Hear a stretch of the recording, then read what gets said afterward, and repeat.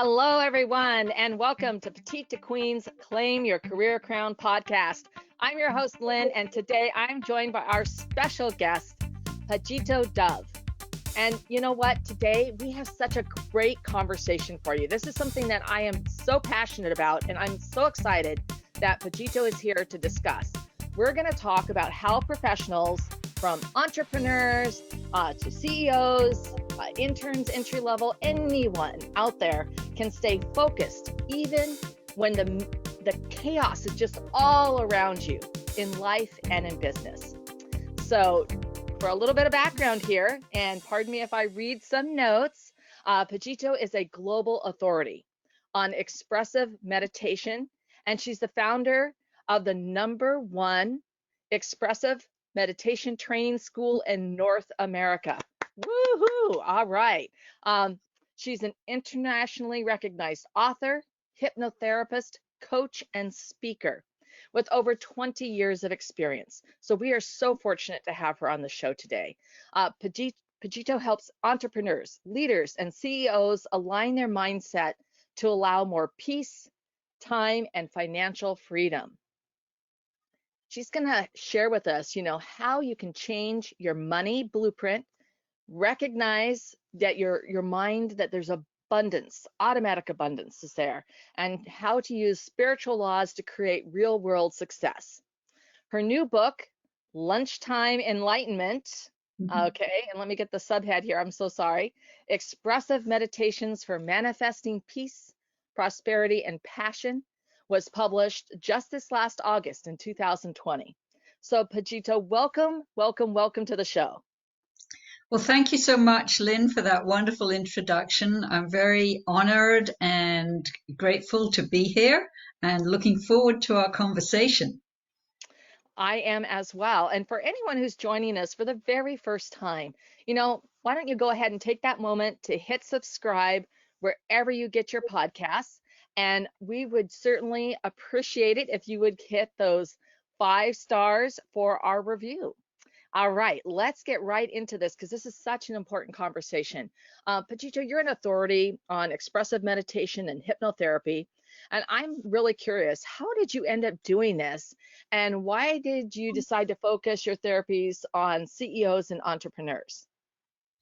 Well, that's a great question. Thank you. How did I get into this? Well, I had a very challenging childhood.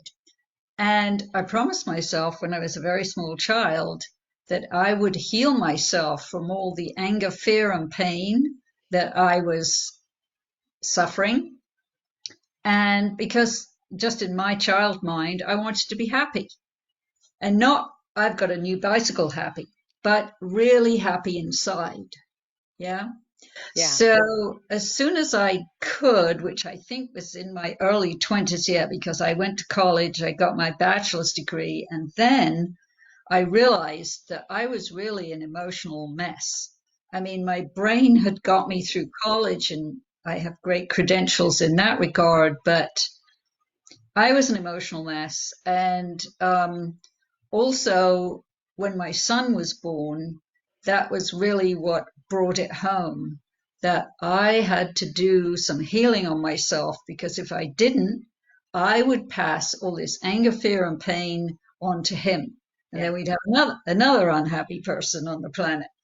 So I did all kinds of research. I could not do meditation. At the time, I thought meditation meant you had to sit like this in a yoga position, and I couldn't do it because my mind was just going a million miles an hour. My body was full of tensions. I started smoking cigarettes when I was 12 to numb myself out. And then I had a recurring back pain. And I was just a complete mess. So I was looking around and I heard about an enlightened mystic called Osho who was in India. And I guess it was mostly intuition, really, I have to say. My heart said to go there, to go. And by this time, I'd found out my husband was having an affair. So my life was a complete shambles and falling apart. So it was time. I got on a plane with my little baby son, and we went to India, and that's where I found all these meditations. It was the expressive ones that helped me so much because I was able to express out of my body mind my anger and frustration, and express my tears, Yeah. and find my laughter and express my joy in this range of expressive techniques like the laughter meditation, the gibberish meditation, which is great for expressing our anger, um, the crying meditation, there's a dancing meditation, a humming meditation, and the basic premise of them is express out all your inner tensions first, and then sit in silence.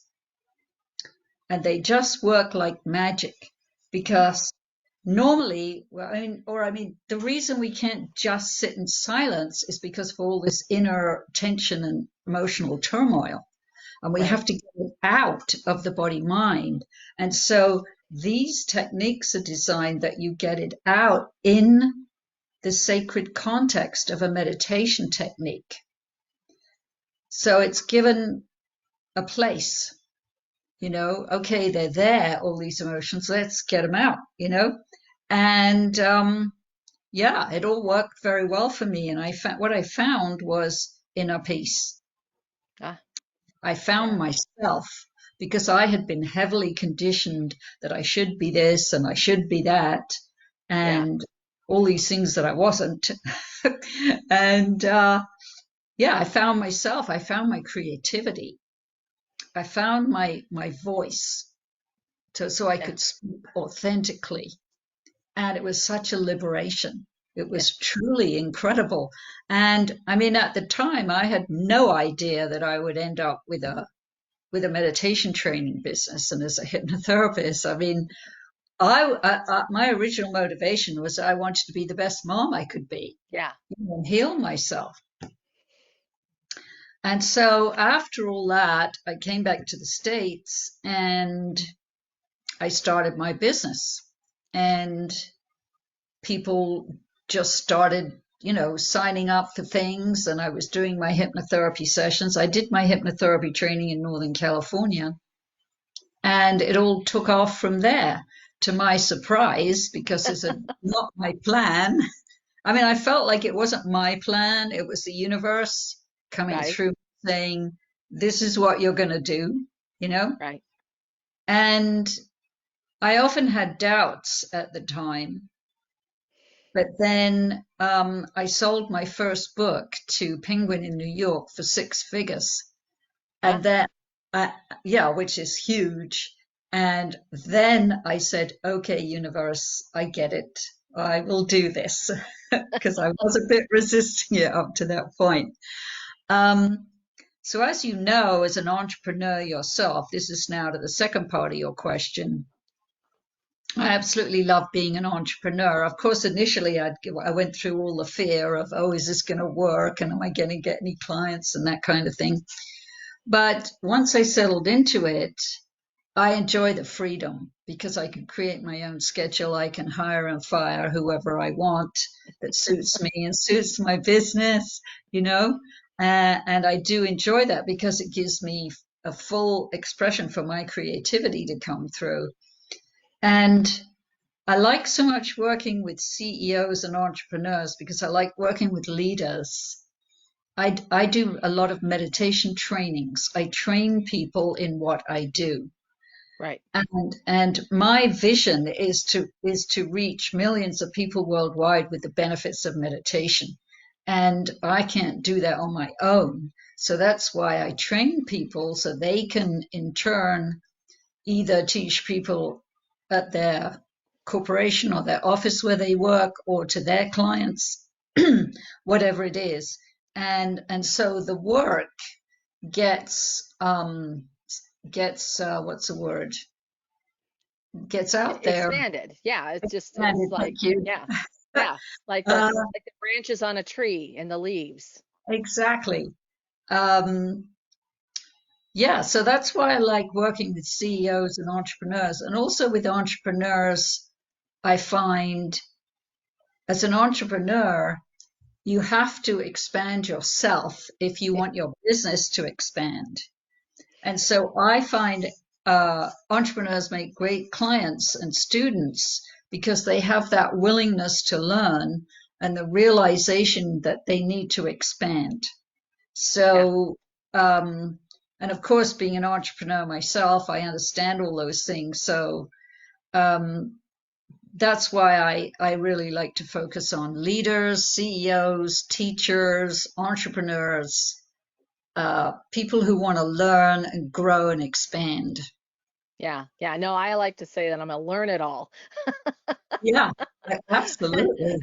And I especially like working with people who are going to challenge me and challenge my paradigm because otherwise there's things that I have blinders on that I can't see. And Yes, so that's so important. And so as we think about this and and our work and where our lives are both, at work and at home and things do occur. So when you're working with the business owners or the entrepreneurs, the CEOs, the teachers, what's some of the things that are the methods that you can use to how they can, sort of stay calm amidst chaos of what's going on, and that can be not just at work, but your family, your friends, personal struggles. We all have such messy lives. I mean, I know that for me, that is certainly the case. Balancing work and my daughter, she just moved to Arizona and trying to compartmentalize these things, but they're all still here in my world and trying to stay on top of all that. So, how do your techniques help with that? well, fabulous. Another fabulous question, by the way. Uh, the thing is, we have to learn how to be deeply centered and rooted in ourselves, just like a tree, as you just mentioned, a tree. When the tree has roots which are healthy and deep in the ground, when a hurricane comes along, the tree might bend a little bit, but it will go right back up. But if the tree has rotten roots, the Yeah, tree's going to fall down and maybe never get back up, or not for a long time. So we have to focus on, because we're like nature, we're part of nature, so we're yeah, just like the tree. Is we have to focus on bringing our energy down from the head. Unfortunately, this whole culture is focused on the head, so all the energy is up here, which is what causes the stress. Is to start to learn to bring it down to the heart, and then continue on down to your center, which is 2 inches below the navel, and then you live from your center and not from up here. And that's how you can stay stable like that strong tree, because you're deeply rooted in yourself. And the solution, or how to do that, is meditation. Yeah. And I teach a wide range of different types of meditation techniques. There's over 150 techniques in my latest book, because this technique that is maybe most commonly known is where you sit there like this, yeah, uh, that doesn't work for that many people. It's very difficult. And that's why I love all these expressive techniques, because they help you release all the tensions. And then it's very easy to drop down to your center and find your inner peace and calm, which resides in your center. Our essential essence is peace, calm, love, wisdom. That is who we are. But of course, we've lost touch with that because of all our programming and conditioning. And we've all learned to live up here in the head. That's what I did. I just lived in my head and I shut everything else down because I didn't want to feel the pain. yeah, So I had to learn to heal the pain and come down here. And then the rewards are just unbelievable, because you really can learn to be centered in the midst of chaos and all kinds of things going on, whether it's family, whether it's your business, um, whether it's to do with your health. You can do it. It is totally possible. And you can do it the hard way or you can do it the easy way. And Yeah. I chose the easy way. Yeah. um, And yeah, I'm sorry. I was just gonna, when you touched on health, I mean, that really rang, it's very dear to my heart because my husband meditated every day in the morning and in the evening. And for the listeners who've tuned in for many years, you will know that my husband died of terminal cancer, but that his meditation is one thing that helped him through that dark journey. And I really feel that his diagnosis, which was 6 months to a year, but that meditation and then, the his loving family and support and the incredible doctors at the University of Washington Medical Center, they actually lived for 3 years. But meditation was a component, a very yeah, important component of that, so that he could sort of process, as you were talking about. Now, exactly. and he didn't do it with the cross-legged sitting there with the, but he Yeah, did sort of relax, but he spent that time.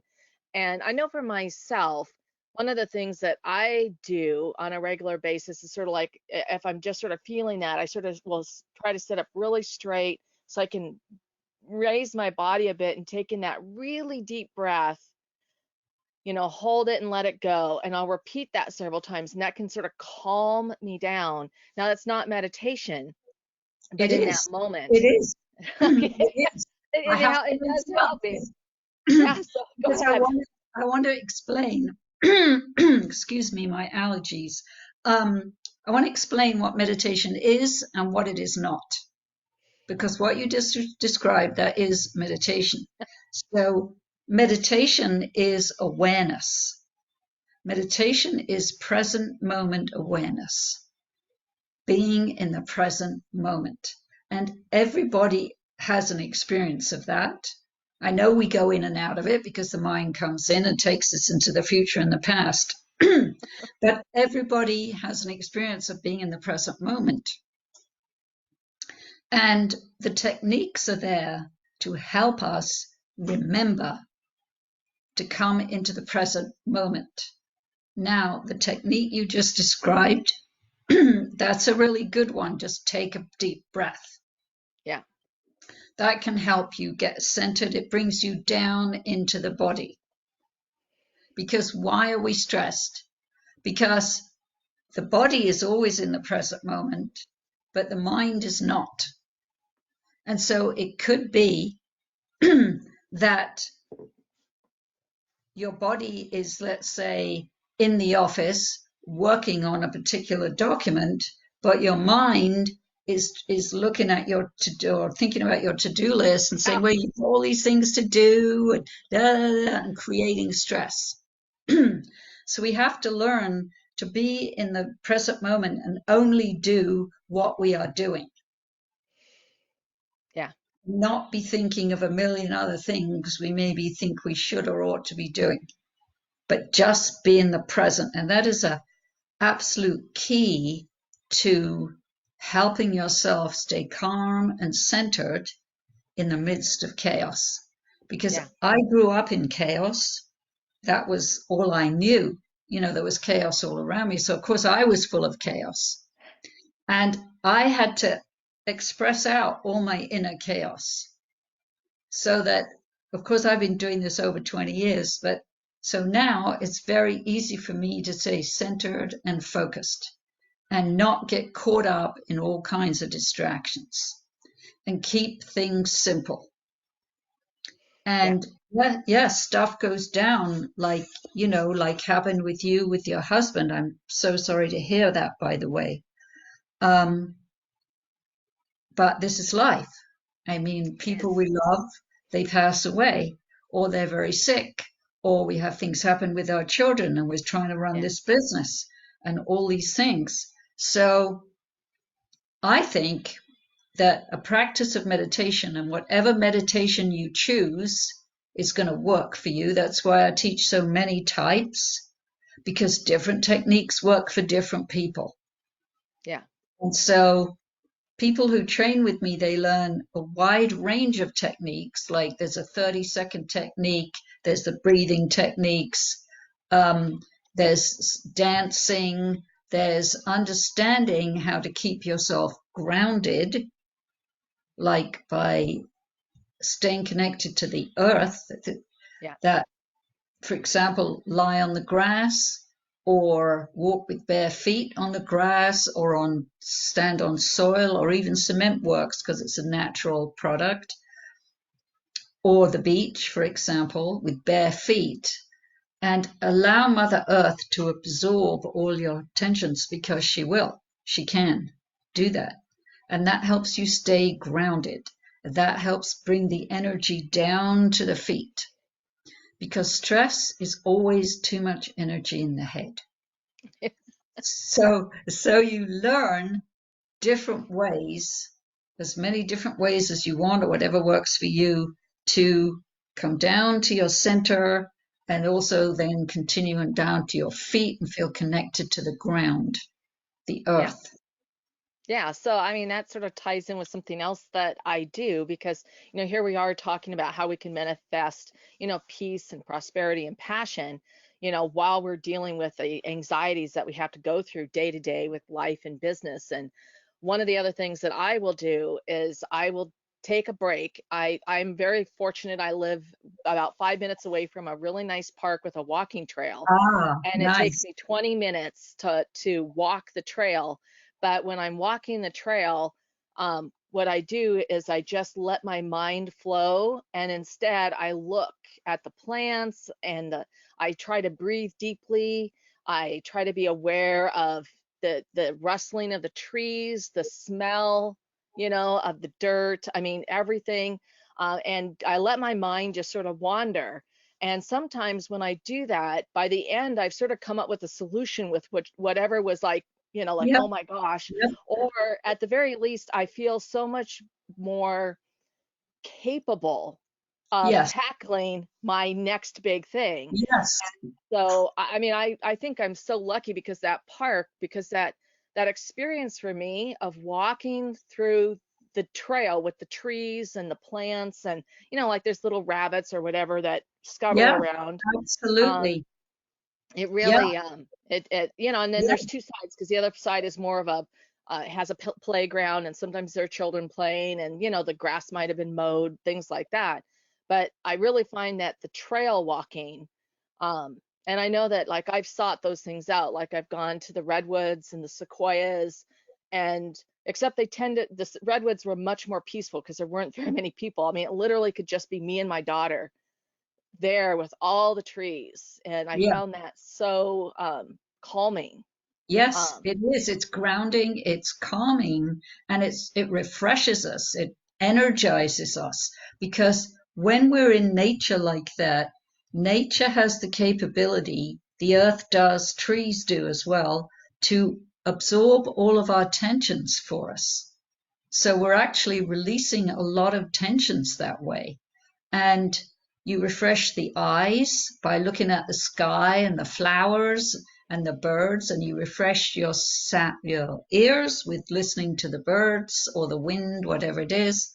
And children playing, what a lovely sound that reminds us about laughter and play and having fun, which is very important, because laughter, play, and fun are very relaxing for us. So all my students have to laugh every day, actually. I teach a laughter meditation. Well, they all love it, of course. It's great homework. Yeah. And I ask them to laugh every day, and they get used to it. And then they're always laughing a lot, because laughter is very, very good at releasing tensions from the physical body, for expanding the heart, for refreshing the mind, and for connecting to our soul, and helping us be in the present moment, because you can't be worried and laughing at the same time. It's not well, possible. I am so glad to hear that, because I definitely, people who, once again, who've tuned in, if it's the first time, I mean, I laugh quite a bit, and That's sometimes I feel great. like it even sounds like I could be laughing inappropriately, but it's just for me, it does. It just lightens your heart. Yes, yes, And I think I've always looked at the world that that even in the, like my husband's thing, it was a dark tunnel, but there was still joy around. Yes. Just have to look for it and grab it. Exactly, exactly. And with an experience like that, with death and dying, then that's when we want to come to our hearts and to love. And remember that the love is always there. And just because the person leaves the body, but the love remains. Yeah, And the love absolutely. from the person who's now in the spirit form and us, the love Yeah. always remains. And I have a lot of meditations about love because, and focusing on the heart, because we really want the heart to be our control center and not the brain. Yeah. We want to Yeah. come down here and really heal our hearts and expand our hearts and live in a state of love. Because when you live in the vibration of love, there is no pain and there is no fear. It doesn't exist when you're in the vibration of love.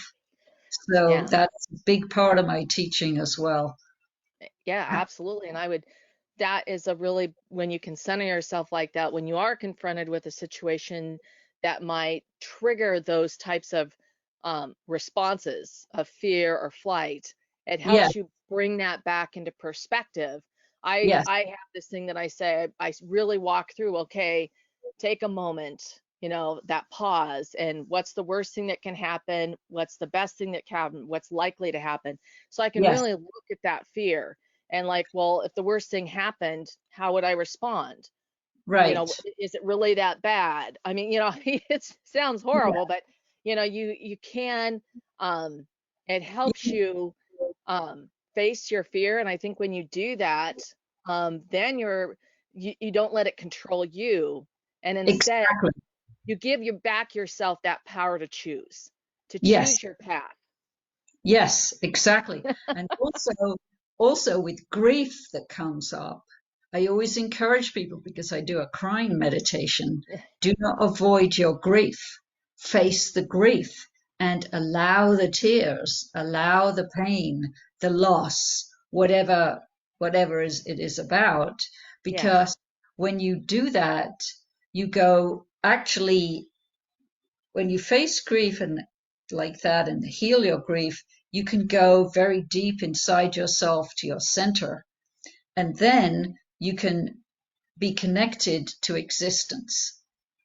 And when you're connected to existence like that, then you know all. You're in touch with everything about the universe. And you come to much deeper understanding about life and about death and about birth and the cycle we all go through. And it really helps you to flow with the cycle. I just had a young man who's a cousin of my son actually pass away, and he was only 40. Wow. Fabulous guy, fabulous guy. But yeah, he had leukemia, and I was able to um, process it in the same way, you know, Yeah. because, that there was no way they could save him. So facing the grief and the sadness and understanding that he's going back to the light as your husband did, and one day we'll join them all, you know?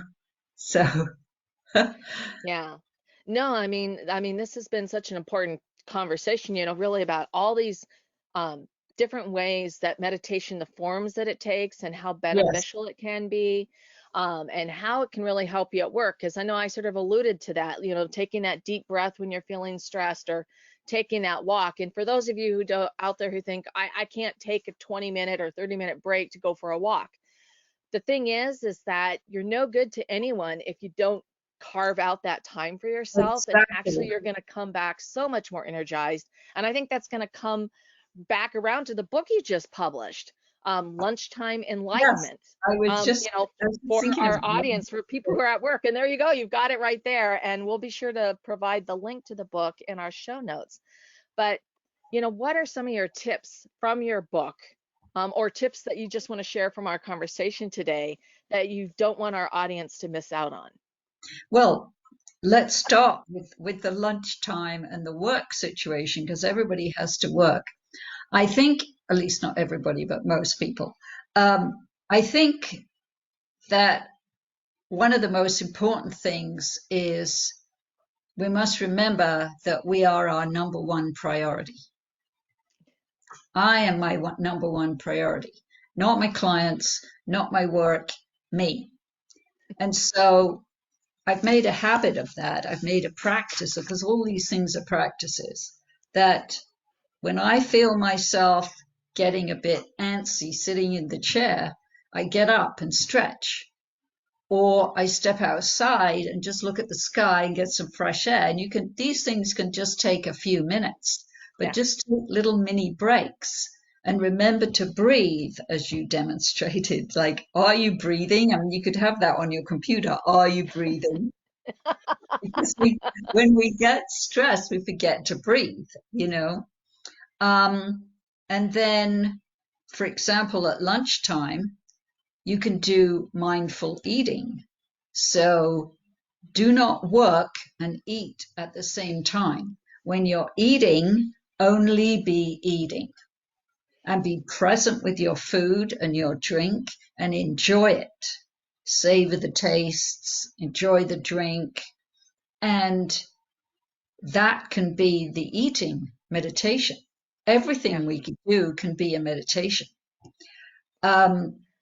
I love your going for a walk. I do exactly the same thing. But maybe if you don't have time for 20 or 30 minutes, then do it for 5 minutes. But I do think it's very important to step outside and get fresh air and look at the sky. And if there's trees or flowers you can look at, because it's very powerful to refresh the mind, because it's usually, for most people with all the computer and the technology, it's our minds get tired. We have mind fatigue, and we need to refresh the mind.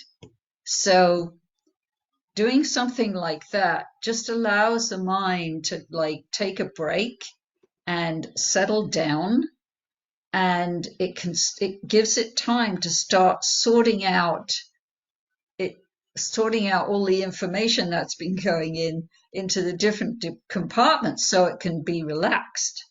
Yeah, and also the light from your computers and all of our devices is actually quite different than natural light. Yes, exactly. And actually, we're giving our eyes a rest when we are doing that, because they don't.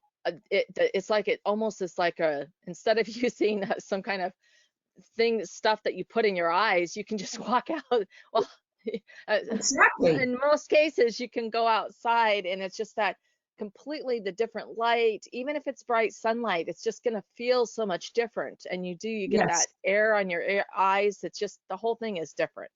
It's refreshing, and it's regenerating, and it's good for your body. It's good for your mind. It's good for your heart. It's good for your soul. And I do that several times a day. It just might be 5 minutes here and 5 minutes there, but remembering to put yourself first. You are your we should say, I am my number one priority.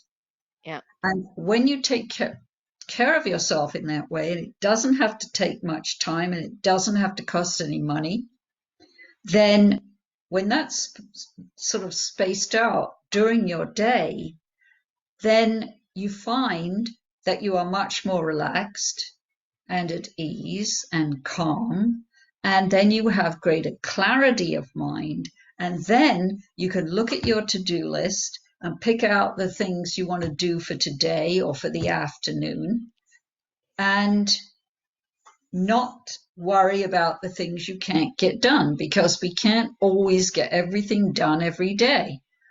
And just relax about life, because the amazing thing is, this is where the miracles come in.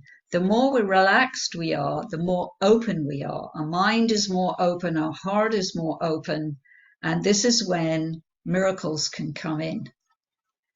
But miracles can only come in if we're open to receiving them.